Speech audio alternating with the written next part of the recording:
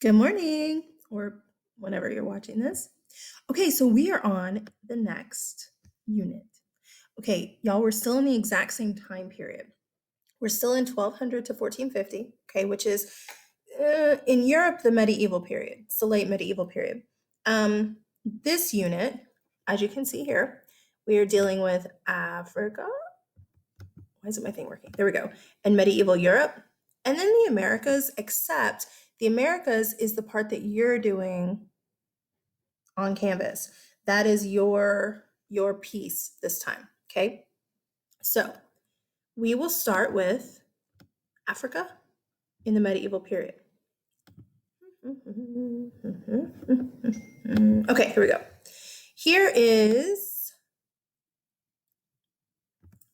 an African map, okay? Okay, look.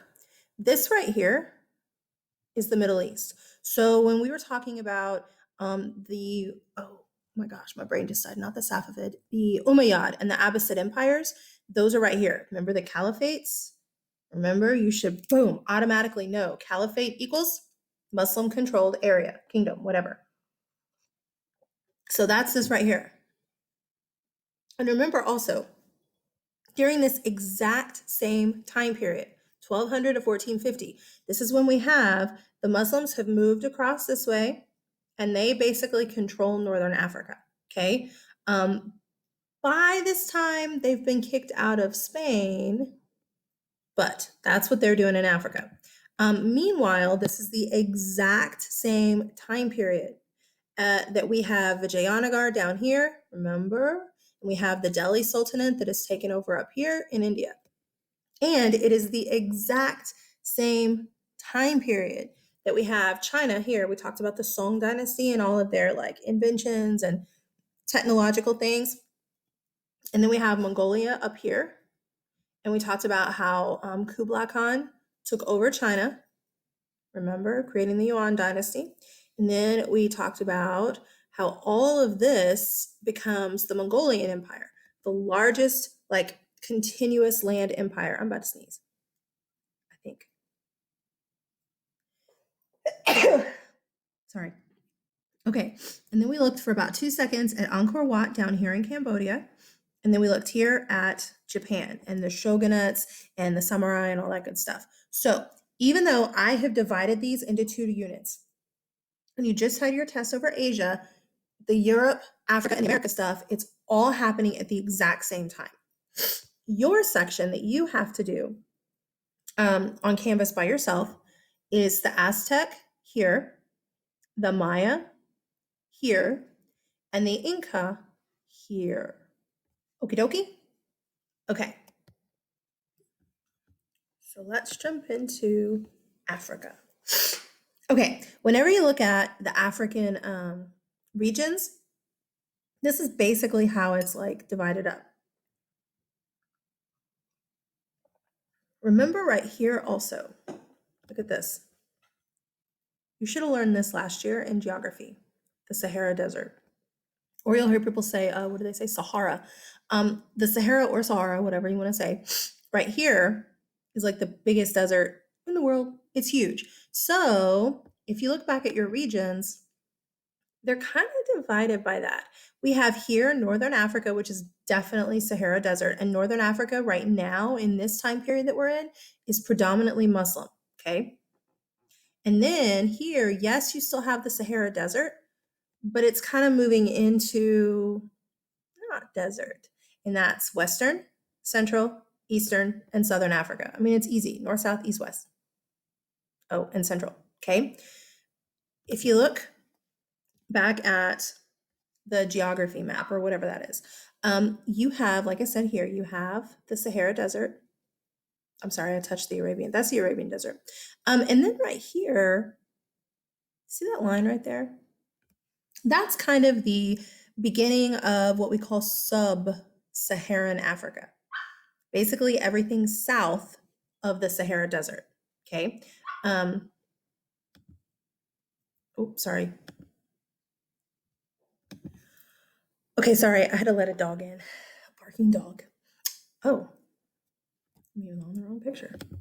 Okay, so anyway, this right here starts sub-Saharan Africa. Basically, everything south of Africa is just kind of lumped in to sub-Saharan Africa. Again, North Africa, predominantly Muslim at this point.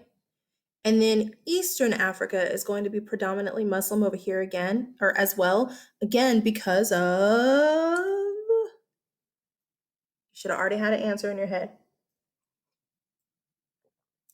Trade routes. Okay.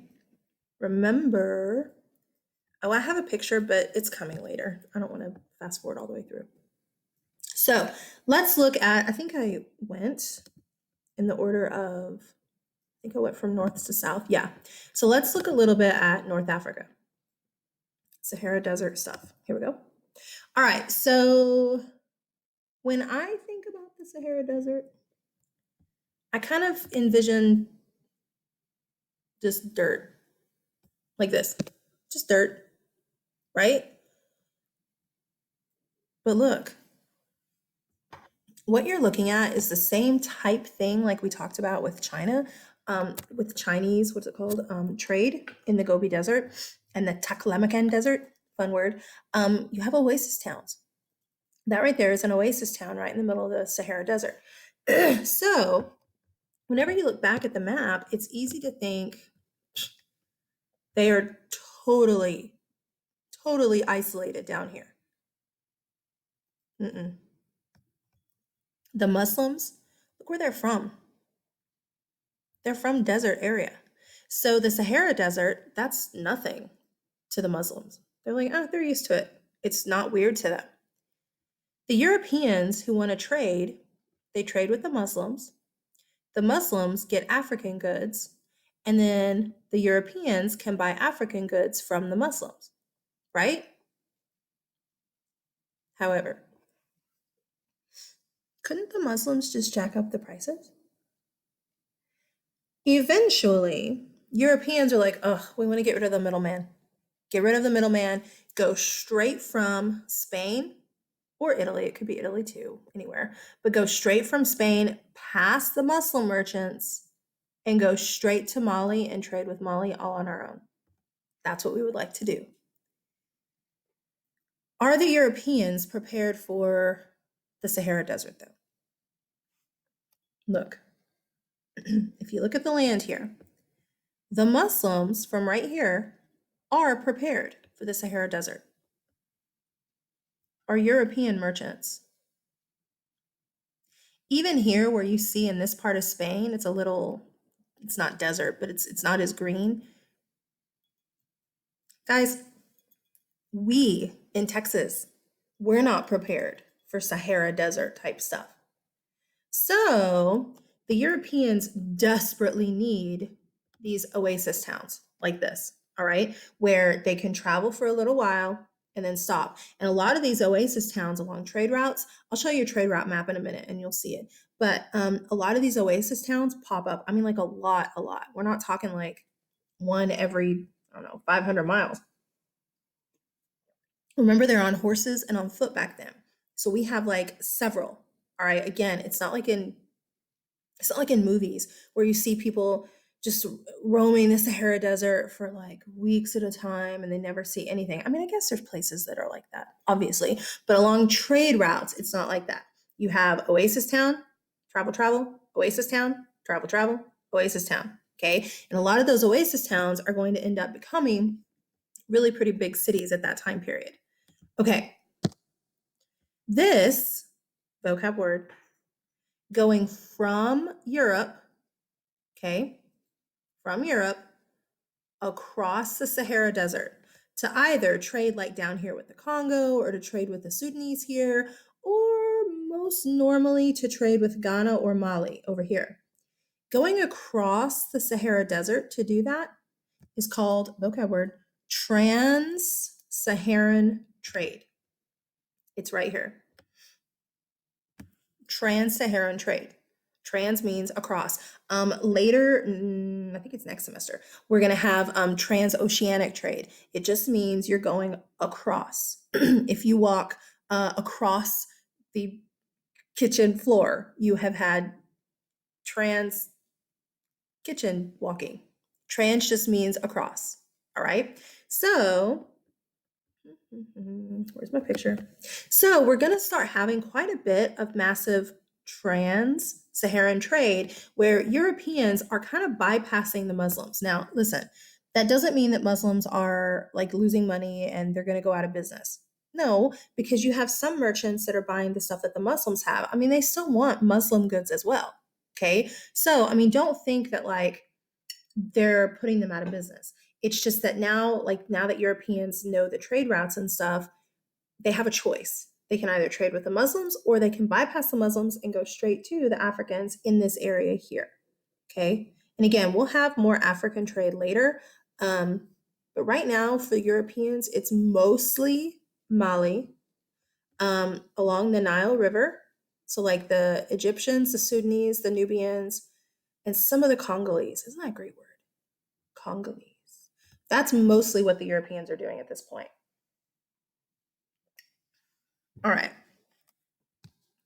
Oh, the Muslims.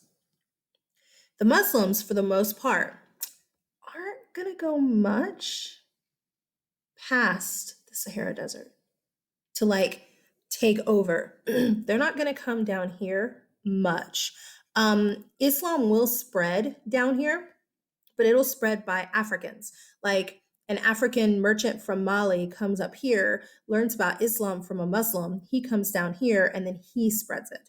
The Muslims as a whole, like as a people that come from here, not as a religious group, but as a people that come from over here, they're not going to come down this way and take over past this line, just like the Europeans. The Europeans were not prepared to deal with this originally. Look at the Muslims. Are they prepared to deal with this kind of land? Mm-mm. They're used to the desert land. Sorry. So whenever they see, hold on. So whenever they see all this dense vegetation and stuff, they're like, oh, I don't know what to do with that. I'll stay in the desert. So again, for the most part, now y'all today, throw that out because people can travel wherever they want today. But back then, for the most part, you're going to have the Muslims, the like native Muslims, staying up here. And then you're going to have Africans spreading Islam down here. And then, of course, Christians are coming in this way. Are Christians going to spread Christianity? Yes, but not as much over here. It doesn't really take hold over here. It's going to take hold more over here, where you have Ethiopia and the kingdom of Axum over here. In fact, Ethiopia and Axum are the only kingdoms that are Christian kingdoms at this time in Africa, the only ones. That's it, which is kind of weird when you think about it. But I don't know why. I mean, Ethiopia is like kind of, I mean, that's getting into like Bible history, but kind of like been Jewish supporters for a long time. So it's not really weird, but when you think about it, Christianity is not really going to take hold over here this early. Okay, it's not. Later, we'll have a Christian queen.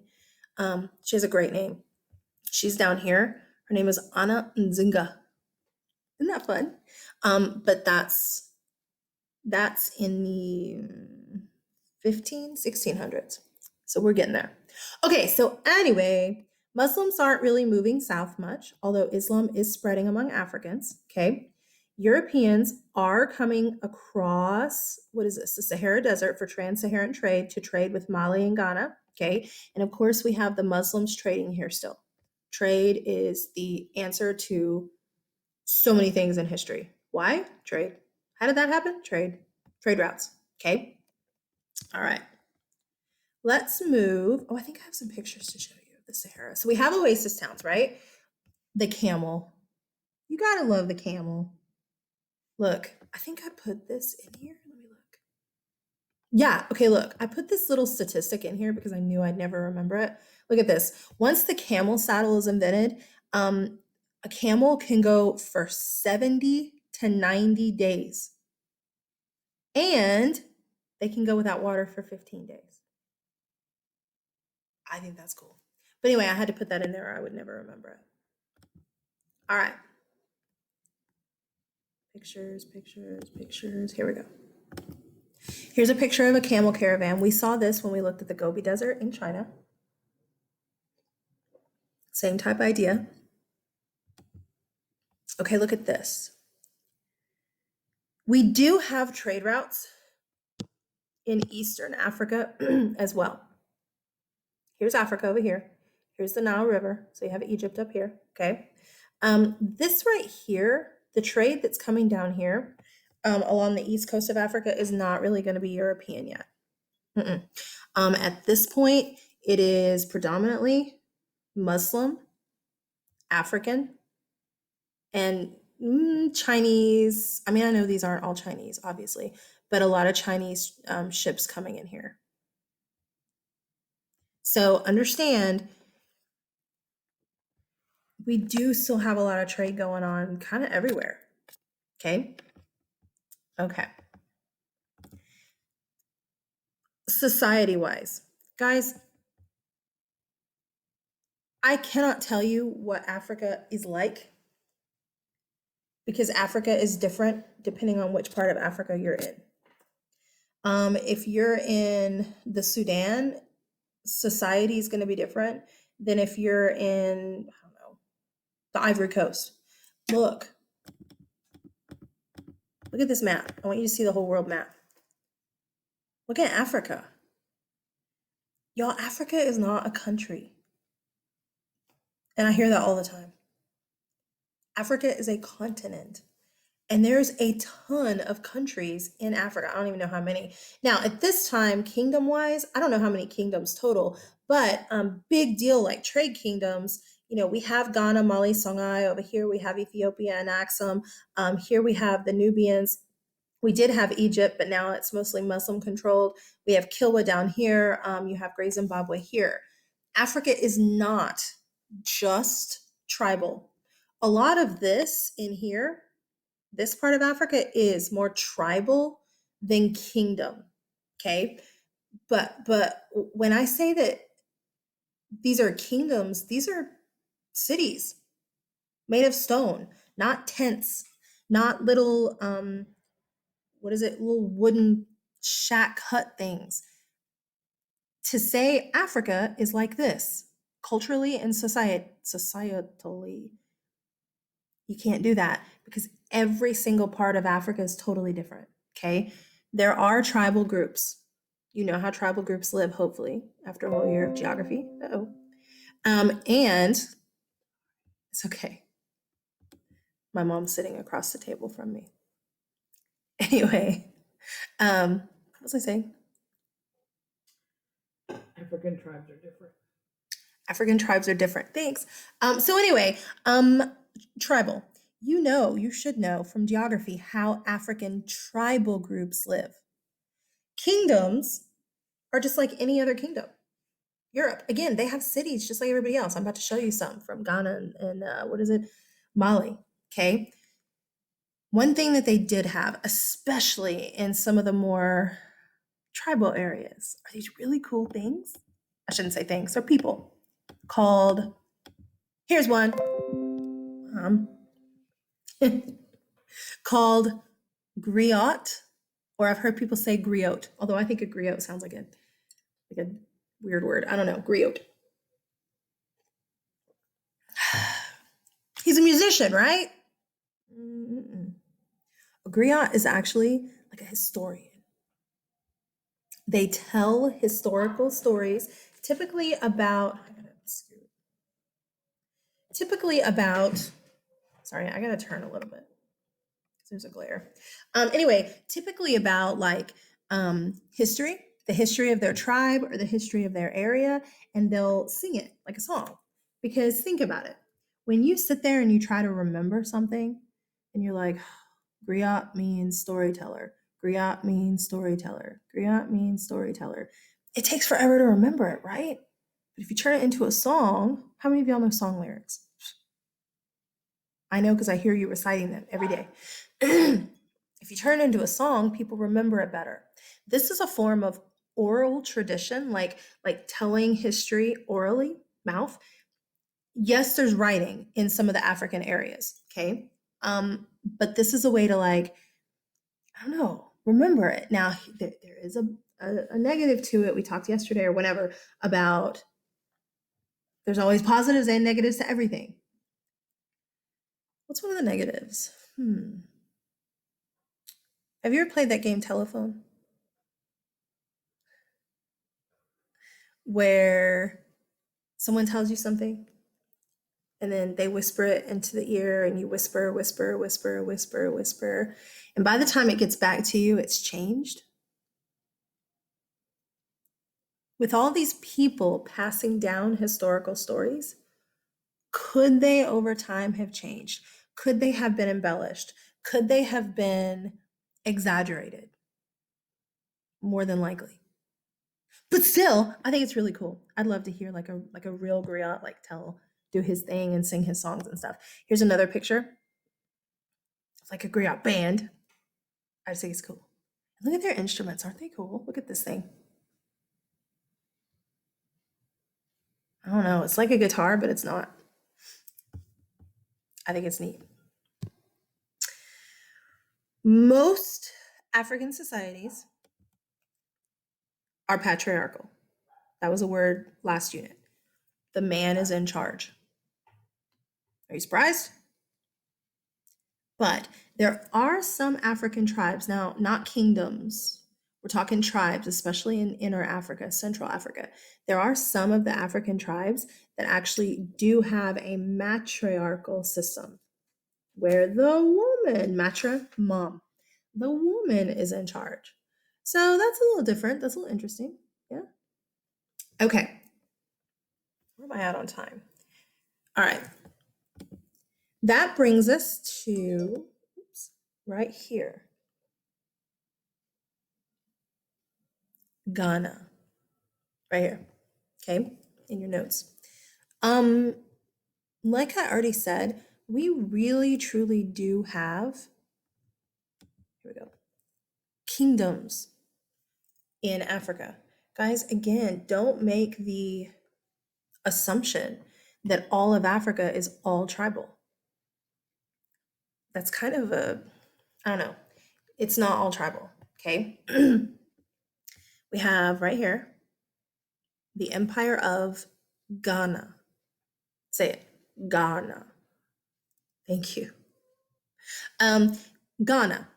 If you go back and look at this map, okay, look, Ghana is kind of right here. So it's kind of on the edge of the Sahara Desert right here, but it's also kind of not. All right. Ghana is going to be a big deal trade place. Oh, come on. I can't move this. Remember how those arrows disappeared? Look, arrow gone. Oh, there it is. Okay. Okay. So, Ghana. There we go. Let me get a drink.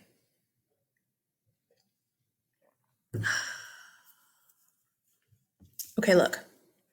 Europeans are coming from up here along trade routes to trade with Ghana. Muslims are coming from up here to trade with Ghana. Ghana is trading with African groups here in all these areas. Ooh, and by the way, I don't know exactly where it is on the coast, but somewhere over here, it's called the Ivory Coast. What's ivory? Elephant tusks. Thank you, Mom. Anyway, another coast over here is called the Gold Coast. There's also another thing that they are like really, really well known for trading, especially in Europe, or especially for Europeans. It's called white gold. What is white gold? You eat it probably daily, especially on your French fries. Salt. You should have talked about this last year in geography. Why is salt such a big deal? Preservation of meat. Or really, I mean, other stuff too, but especially preservation of meat. Y'all, there's no refrigerators yet. Yes, there were some like I don't know if it's this early. I don't think it's this early. I was gonna say there were like some cellars that were dug like way far in the ground up north, and they could keep things a little cool, not cold like a freezer or even a fridge, but they could keep meat and stuff cool. But I don't think this early, not 1200s, not medieval. Mm-mm. So anyway, that's kind of their way of like preserving the meat so that it doesn't get all nasty and gross. Okay, so that was a big deal to Europeans because nobody wants to eat nasty and gross meat. Well, Ghana gets taken over. There's not a lot to talk about with Ghana. Ghana gets taken over by a guy with like the coolest name ever. Let me show you his name. Right here. I love his name. Sundiata Keita. Sundiata Keita. It just kind of flows. Sundiata Keita. Sundiata Keita isn't that fun? Sundiata Keita. Sundiata Keita is this guy who's the king of this place called Mali, right here. It's not Molly. See the spelling? M-A, Mali. And it's not Molly, Mali.